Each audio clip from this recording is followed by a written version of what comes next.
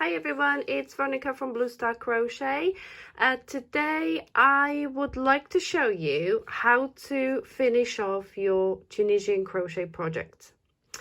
As you can see, the very last row of Tunisian crochet always kind of leaves you with these big loops and a big gaps. So I have actually found a way how to finish off the Tunisian crochet project without having these big loops and big gaps on your very last row, and I would like to show you how to do that today. So I'm on the very last row of my project. All I've got to do is one more row, which means that I'm going to work my forward pass and pick up loop through all these stitches right to the very end one, and then I'm not going to work return pass because that's when we're going to finish off the project, and hopefully we'll get rid of these big loops and big gaps that the very last row of Tunisian crochet leaves you with. So what I'm going to do now is actually work my very last forward pass for whatever Tunisian crochet project you're working on. This will work well for any of them. So this is actually Tunisian cross stitch or Tunisian X stitch I'm currently working on. If you would like to learn how to make this stitch, I do have a video tutorial on my YouTube channel. I will leave the link in the description for this video. Or if you prefer written patterns, I do have a written pattern on my blog, bluestarcrochet.com. I will leave the link in the description too. So I'm just gonna carry on and pick up all these loops onto my hook, and I will meet you back at the end of the row when I will show you how to go back, how to kind of work the return pass without leaving these big gaps to finish off your Tunisian crochet project. Right, so here we are. I have worked my very last forward pass I need to finish my project. As you can see, I've left all the loops on the hook because now, instead of working the return pass, we're kind of going to cast off.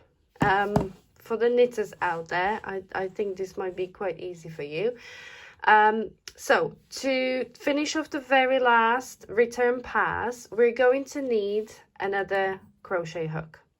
It doesn't have to be Tunisian crochet hook, it could just be standard hook because we're only going to be working with one loop at a time.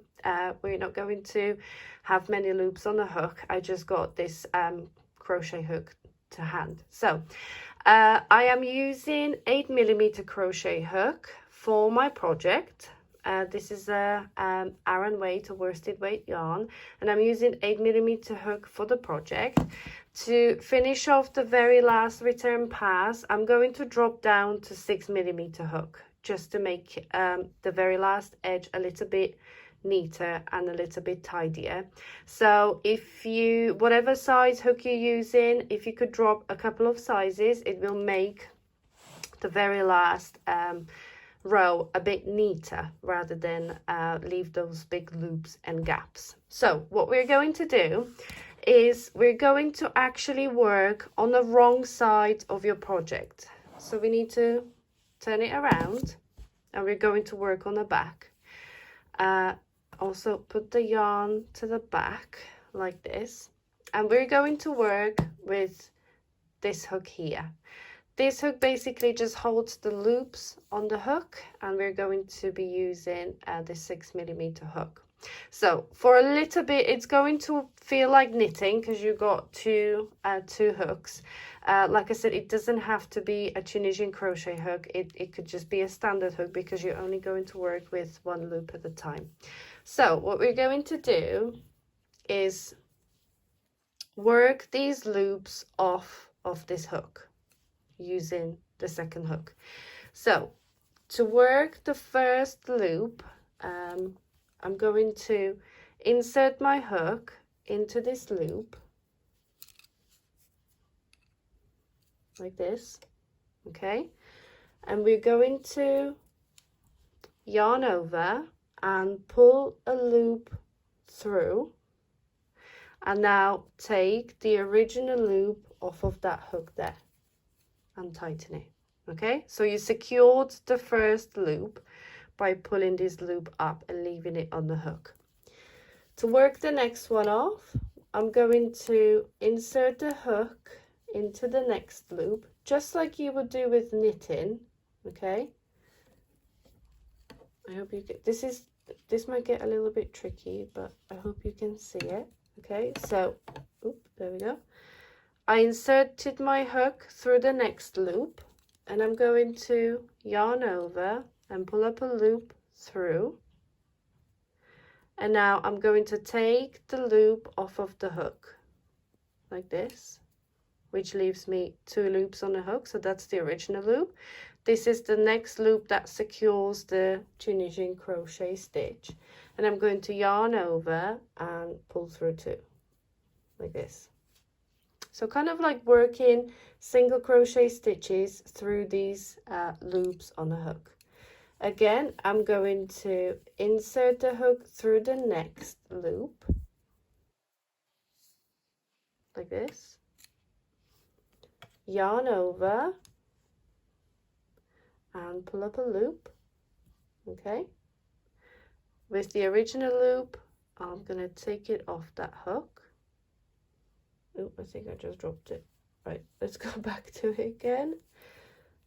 Right, we need to secure it like this, take it off the hook. Now I've got 2 loops, so yarn over and pull through. Okay, so let's do that one more time together, and then we're just going to work across the row. So I'm going to insert my hook into the next loop like this,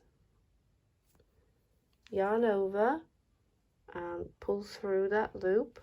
So I've got 2 loops on the second hook. Take the original loop off of the hook, and now yarn over and pull through the 2 loops. Okay, so I'm going to work all the way across the row, doing exactly the same thing, and I will meet you right at the end of the row and show you what it looks like. So here we are at the end of the row. As you can see, I worked all the way across and worked the very last stitch. So all you've got to do now is pull through the very last stitch to finish off your work, cut your yarn, and then you're basically done. So that's the that's the edge of the very last row. As you can see, there is no big gaps or big loops. It kind of looked like you finished. Just trying to get the light to catch it. Here we go. So that's the very last row. It kind of looks like you finish off the project without leaving those big loops or big gaps at the top edge. So yeah, you can carry on with joining it or whatever your project is. You've got nice neat loops at the back if you are, say, making squares in Tunisian crochet and you want to join them. You still got the nice V stitches at the top, which you can work through and join your squares, whatever your project is. So I hope you enjoyed today's video tutorial. Like I said, if you would like to check out the stitch tutorial, it's Tunisian cross stitch or Tunisian X stitch. I have the video tutorial on my YouTube channel. For a written pattern, you can visit my blog at bluestarcrochet.com. I hope you enjoyed it for today and hope to see you soon next time. Bye bye.